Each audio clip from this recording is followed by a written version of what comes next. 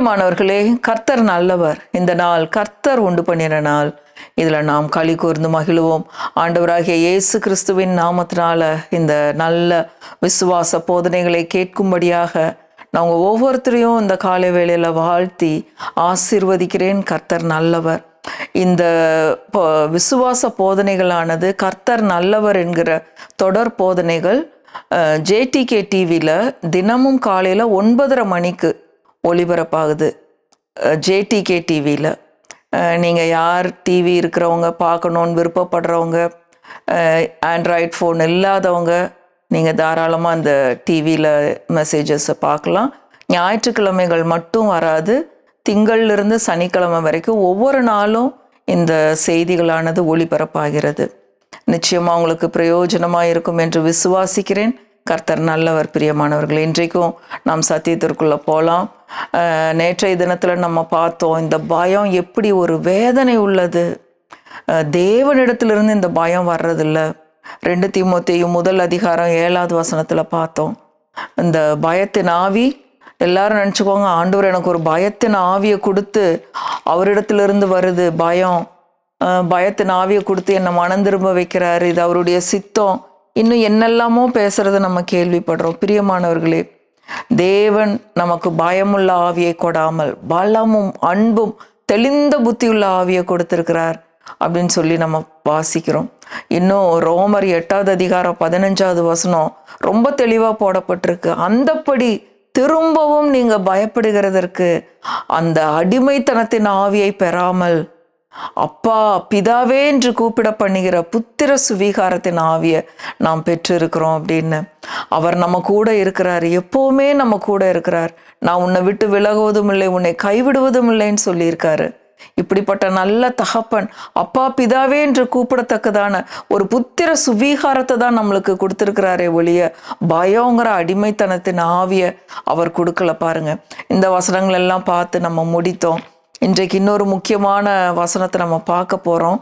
பாருங்க, யோவான் 10:10. இந்த பயங்கிறது ஒரு பிசாசு. பாருங்க, எந்த ஒரு கெட்ட காரியங்களும் தீமையான எந்த காரியங்களும் அது பிசாசின் இடத்துல இருந்து தான் வருதுன்னு வசனம் ரொம்ப தெளிவாக சொல்லுது. நம் கர்த்தர் அவர் நல்லவர், அவரிடத்திலிருந்து நல்லது மட்டும்தான் வரும். எந்த ஒரு நெகட்டிவான எண்ணங்கள், இன்றைக்கு அநேகர் எதிர்மறையான எண்ணங்கள், நெகட்டிவான எண்ணங்கள், எதனால பயம் வருது அப்படின்னா நெகட்டிவ் தாட்ஸ்னால தான். எப்படி இந்த வியாதி வந்துருமோ அந்த வியாதி வந்துருமோன்னு வியாதிகளை குறித்த பயங்கள். இப்படிப்பட்ட வியாதிகள், ஒரு சின்ன காய்ச்சல் வந்துடக்கூடாது, தலைவலி வந்துடக்கூடாது, இந்த வியாதியா இருக்குமோ அந்த வியாதியா இருக்குமோன்னு கற்பனை பண்ணிக்குவாங்க. அவ்வளோ ஒரு பயத்தின் ஆவிக்குள்ளாக அதுதான் ஒரு அடிமைத்தனத்தின் ஆவி. பாருங்க, ஆனால் நம்ம ஆண்டவர் இடத்திலிருந்து இப்படிப்பட்ட எந்த ஒரு ஆவிகளும் வர்றதில்லை. பாருங்க கர்த்தர் எதற்காக வந்தார் அப்படிங்கிறத நம்ம பார்க்குறோம். யோவான் 10:10 திருடன் திருடவும் கொல்லவும் அழிக்கவும் வருகிறானே அன்றி. இந்த பிசாசாகிய திருடன் எதுக்கு வர்றான்? திருடவும் கொல்லவும் அழிக்கவும். எல்லா கெட்ட காரியங்களும், சுனாமி வர்றது, பேரழிவுகள், ஆக்சிடென்ட்ஸ், இன்னும் எதெல்லாம் கெட்ட காரியங்களோ அவ்வளவும், வெள்ளம், எல்லாமே பிசாசின் இடத்துல இருந்து தான் வருது. திருடன் எதுக்கு வர்றான்? கொல்லவும், ஜனங்களுடைய உயிரை கொல்லவும் அழிக்கிற வேலை அவன் செய்யறது. கொல்லவும் அழிக்கவும் வருகிறானே அன்றி வேறொன்றுக்கும் வரான். பிசாசானவன் திருடன் அதுக்கு தான் வர்றான். ஆனா நானும் அவைகளுக்கு ஜீவன் உண்டாயிருக்கவும். நம்ம ஆண்டவர் எதுக்கு வந்திருக்காரு? நமக்கெல்லாம் ஜீவனை கொடுக்க வந்தவர். நானோ அவைகளுக்கு ஜீவன் உண்டாயிருக்கவும் அது பரிபூர்ணப்படவும் வந்தேன். அந்த ஜீவன் சாதாரண ஜீவன் இல்லை, பரிபூரண ஜீவன், அபண்டன்ட் லைஃப். இந்த அபண்டன்ட் லைஃபை கொடுக்க தான் நம்மளுக்கு வந்தார். பாருங்க, எந்த ஒரு கெட்ட காரியமும் நீங்க நல்லா தெளிவா புரிஞ்சுக்கலாம். எந்த ஒரு கெட்ட காரியமும், நான் எல்லாம் இந்த சத்தியங்களை அறிந்து கொள்றதுக்கு முன்னாடி பாருங்க, கல்லு தட்டி இல்லை எதுலையாவது ஒன்று இடிச்சிருப்போம், பயங்கரமாக பெயின் வரும் பாருங்க. உடனே என்னுடைய எண்ணம் எங்கே போகும்? ஐயோ ஆண்டவரே, நான் இன்னைக்கு என்ன தப்பு பண்ணேன்? ஏன் இன்னைக்கு இந்த மாதிரி கால் அடிபட்டுச்சு? ஏதாவது காணாமல் போயிருக்கோம், எங்கேயோ மிஸ் பண்ணியிருப்போம், ஏன் இந்த மாதிரி ஆச்சு? நான் என்ன தப்பு பண்ணேன்? இந்த மாதிரி தான் போகும்.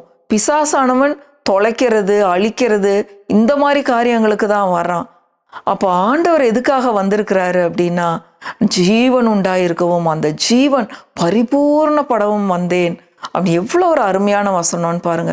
அப்போ நான் பயத்திலிருந்து வெளியே வர்றதுக்கு என்ன வழி நடத்தின ஊழியர்கள்லாம் இந்த வசனத்தை எனக்கு சொல்லி கொடுத்தாங்க பாருங்க. இதை நீ மனப்பாடம் பண்ணி தினமும் இந்த வசனத்தை சொல்லிக்கிட்டே இருன்னு.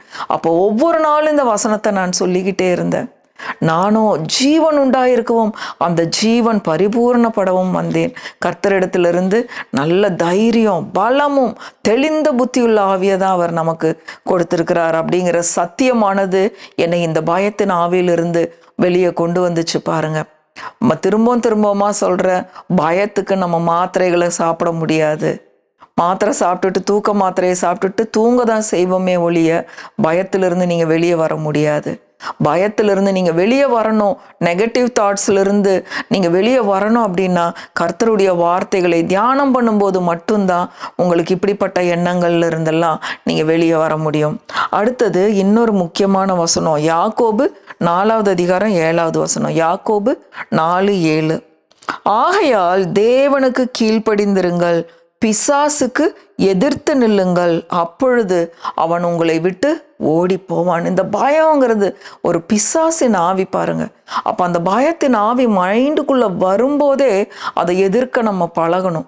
அந்த பிசாசை நம்ம உள்ள விடவே கூடாது. உள்ள வந்தா அவன் இந்த இடத்துல புண்ணு வந்திருக்கு, இது ஆறாம இருக்கு, இது ஆறாம இருந்தா இது கேன்சரா இருக்கலாம், இப்படி வந்தா இத்தனை நாளுக்குள்ள செத்து போயிருவோம், இதெல்லாம் அப்படியே பிறப்பிக்குது பொய்கள். பிசாசானவன் அவன் பொய்யனும் பொய்யுக்கு பிதாவுமா இருக்கான்னு இன்னும் யோவான் 8வது அதிகாரத்துல வாசிக்கிறோம். அந்த வசனத்தை வாசித்துருவோம். யோவான் 8வது அதிகாரம், யோவான் 8:44 பாருங்க. அவன் பொய்யனும் பொய்யுக்கு பிதாவுமாய் இருக்கிறான், அவன் பொய் பேசும்போது தன்னுடைய சொந்தத்தில் எடுத்து பேசுகிறான் அப்படின்னு இருக்கு. யோவான் 8:44 பின்பாகத்தை வாசிக்கிறேன்.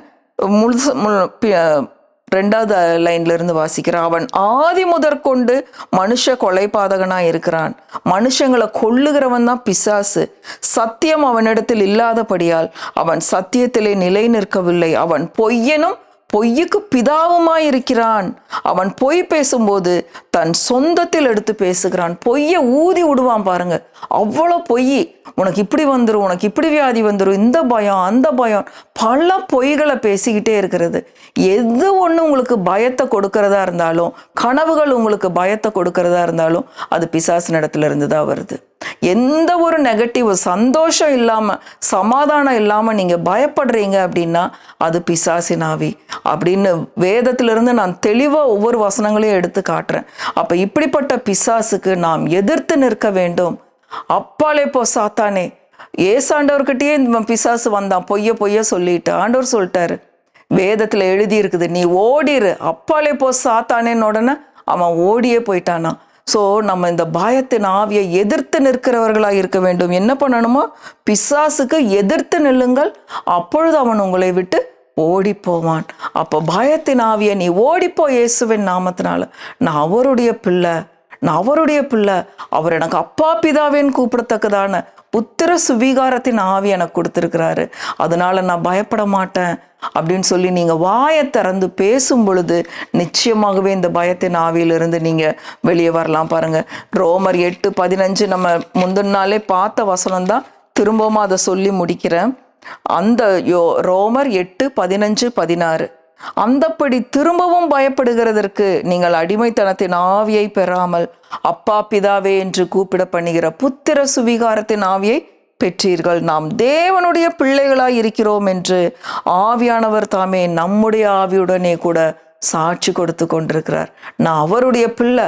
பிசாசானவனே நீ என்னை தொட முடியாது, அவர் என்னோடு கூட இருக்கிறார், நான் பயப்பட மாட்டேன் அப்படின்னு சொல்லி நீங்கள் அந்த பயத்துக்கு எதிர்த்து நிற்கும் பொழுது அவன் உங்களை விட்டு ஓடி போவான். அதுக்கு நம்ம அவருடைய பிள்ளை அப்படிங்கிற அந்த நம்பிக்கை விசுவாசம் இருக்கும்போது எந்த தீமையான காரியமும் உங்களை தொட முடியாது. பொல்லாங்கன் அவனை தொடான் என்று வசனம் சொல்லுகிறது. ஒன்னொன்னுக்கும் வசனம் தான் பாருங்க. வேதத்தை கர்த்தருடைய வார்த்தைகளை நீங்க நன்றாக அறிகிறவர்களாக இருக்கும் பொழுது, வாயில நிறைய வார்த்தைகளை நீங்க பேசும் பொழுது, இப்படிப்பட்ட அடிமைத்தனத்தின் ஆவிகள் இருந்தெல்லாம் நிச்சயமாகவே விடுதலை ஆவீர்கள். தொடர்ந்து இந்த சத்தியங்களை கேளுங்க. நிச்சயமா உங்களுக்கு பிரயோஜனமா இருக்கும். உங்க வாழ்க்கையில சந்தோஷம், சமாதானத்தையும் அனுபவிப்பீர்கள். கர்த்தர் நல்லவர், அவரை துதியுங்கள், அவர் கிருபை என்றும் உள்ளது. ஆமென், ஆமென், ஆமென்.